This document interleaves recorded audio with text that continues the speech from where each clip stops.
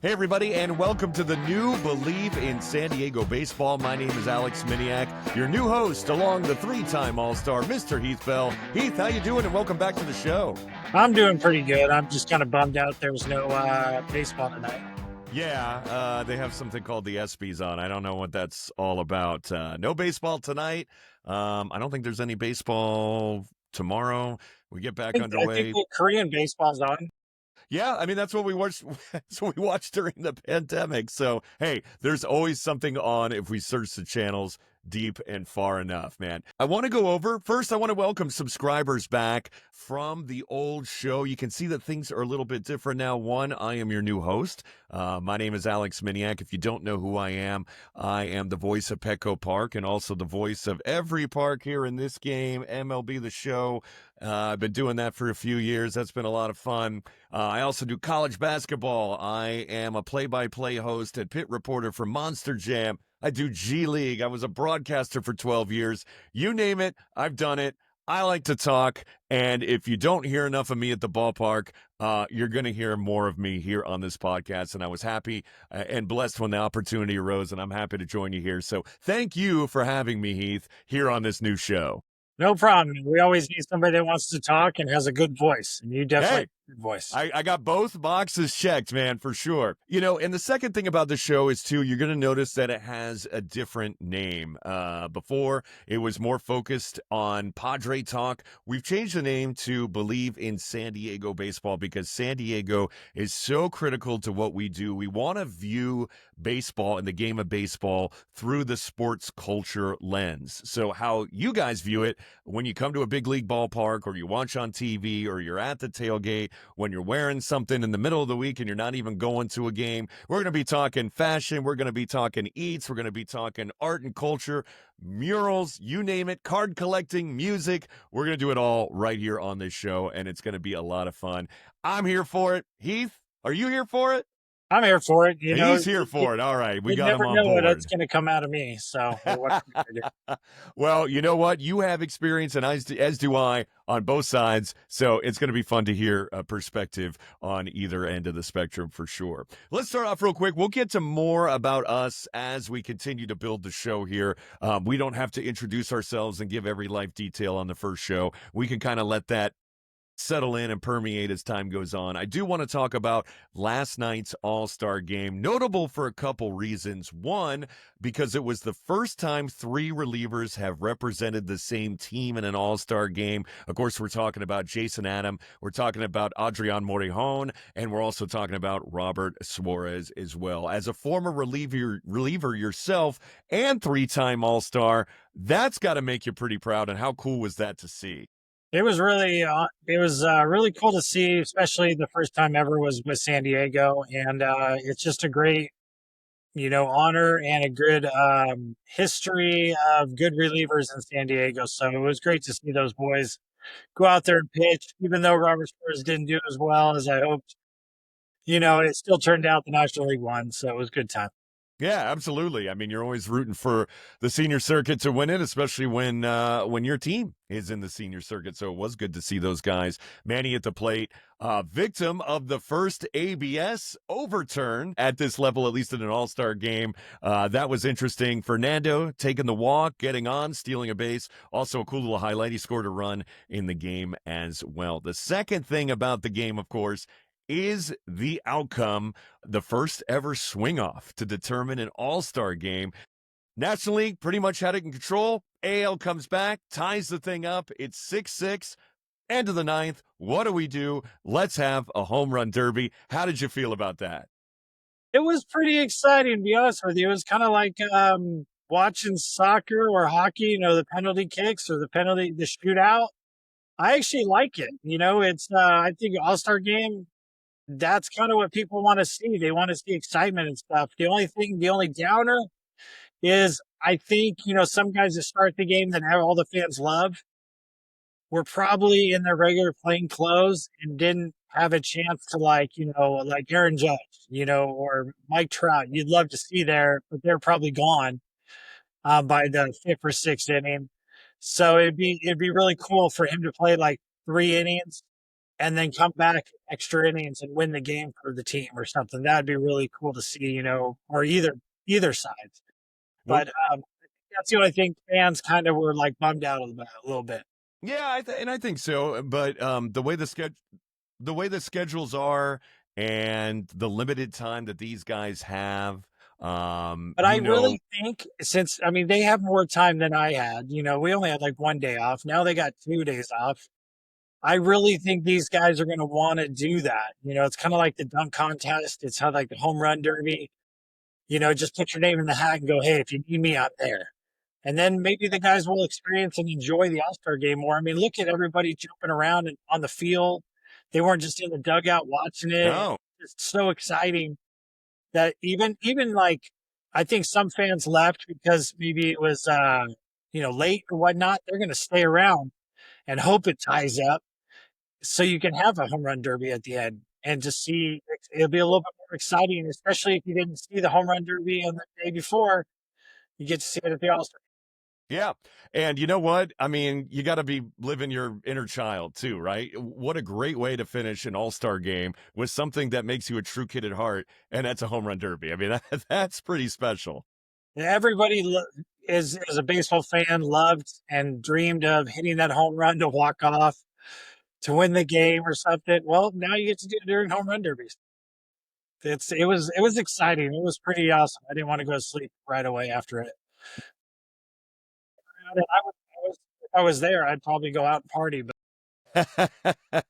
I mean, we watched it as a group of us who work together in the production room always go out, and we take in the game. It's turned into our little annual tradition as well. And we stayed until the very end, and it was a lot of fun to watch. And I'm here for it, man. If we do it again next year, I'm going to have a lot of fun watching it again for sure. Did you happen to see, by the way, Jason Adams' glove? Did you see the glove he was wearing? no, maybe I don't know. He was wearing a glove that was custom made. If you know anything about Jason Adam, his family is always around. His wife, his 4 kids, they are always at Petco Park during the game. If you looked on social, you saw that they travel as well together, and they actually designed a custom glove made by 44 for him that he wore in the game. And it's pretty cool. If you haven't had a chance to look at it, it's out there on the socials, and definitely I'll have worth to look checking that out. up. Yeah. I'll have to look that up. Yeah, definitely cool. And you're a family guy, and I'm sure that's pretty important to you having support, especially as something as monumental in your career as an All-Star game. Yeah, it would be pretty cool to have.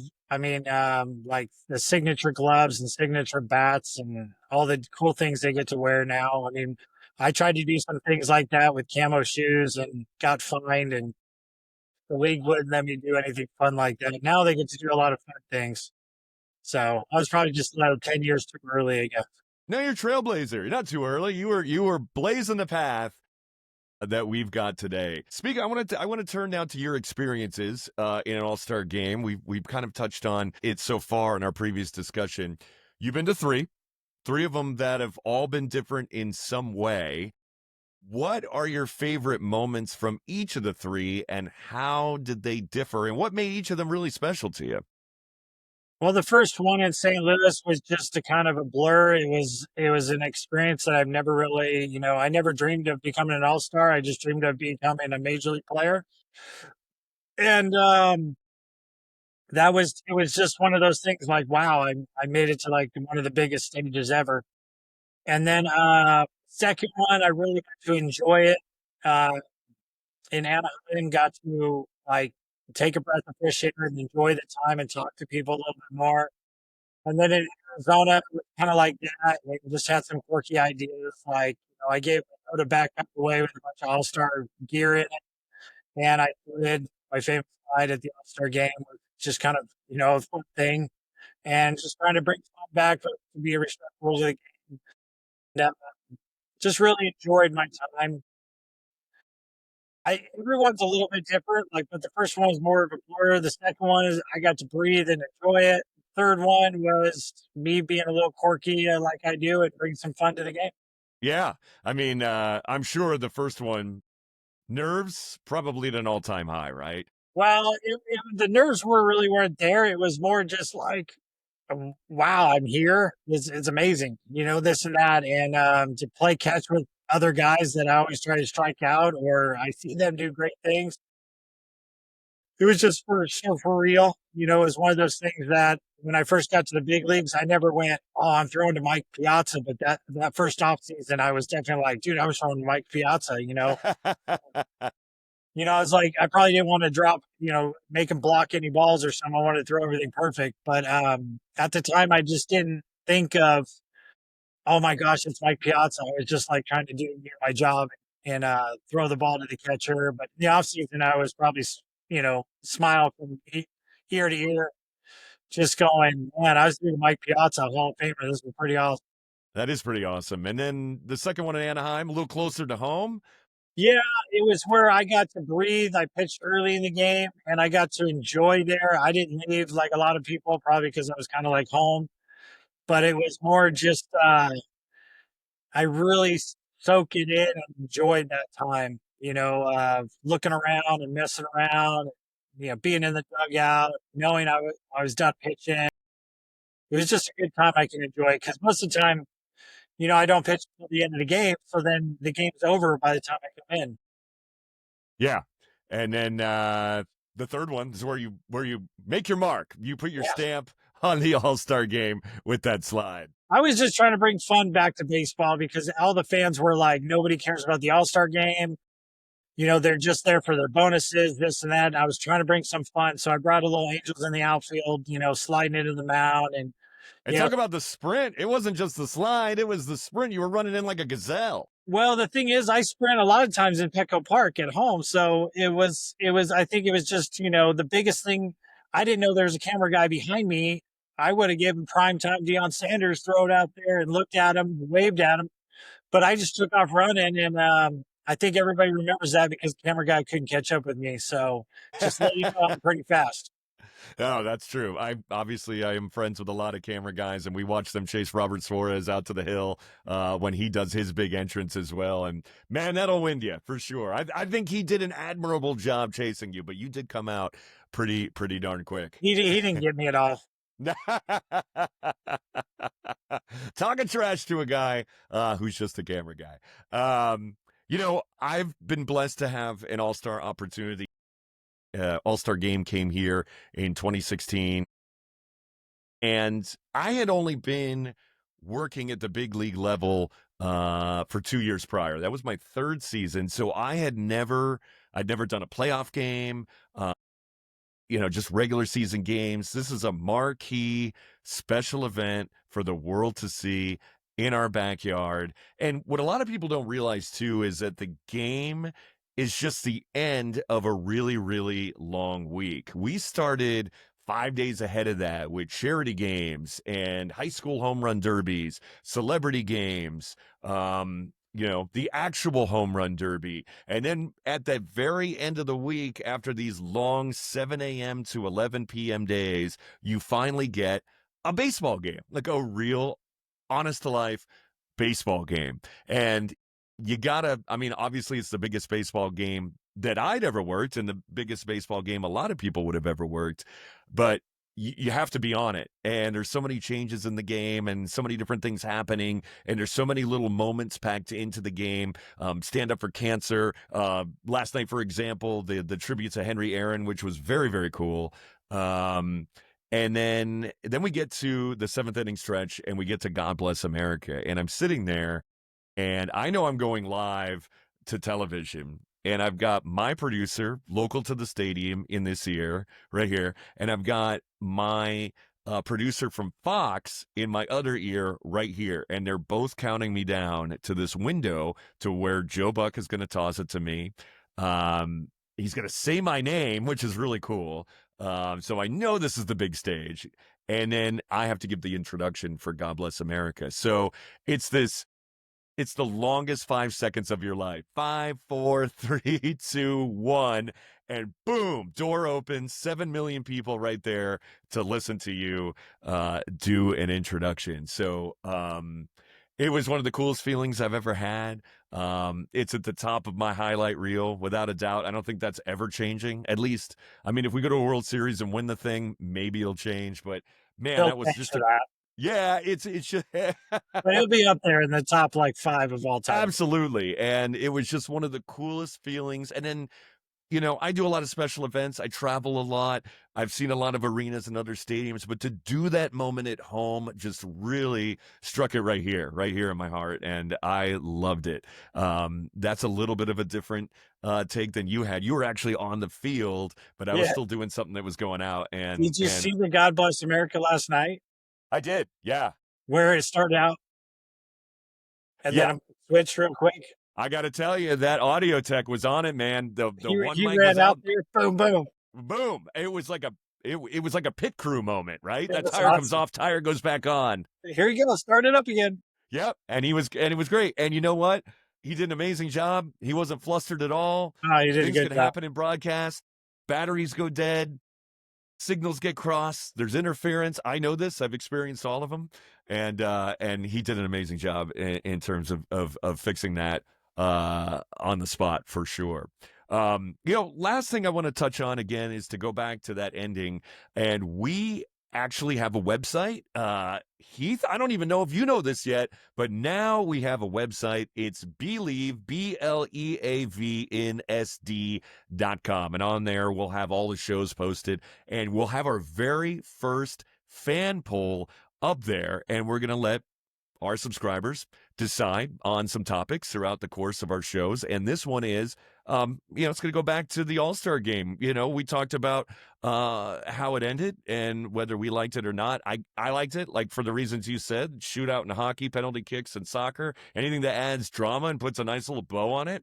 And again, bringing back that inner child, who doesn't like a home run derby? So for our fans there, did you like it, or would you have preferred the game in the future to end in a tie, go to extras, or the swing off again? I know I'm partial. Heath, you and I are in agreement of this, but you could decide at our website, BelieveinSanDiego.com. You haven't changed your mind since then, have you? No, I think it's pretty awesome. I mean, I want to be a part of it. I think maybe, you know, we bring a fan or two, and if they can hit the ball out of the infield, that's a home run. Yeah, you know what? I've worked corporate events where we do home run derby in the outfield, and just to hit it from second base over the fence is a challenge. Yeah. I couldn't do it. Yeah, bring a fan or two in there that I don't, you know, practiced or something, and put them like right behind second base and see if they can hit it out off a tee or something. Padres facing the Nationals this weekend. Anything on your plate that you want to watch for?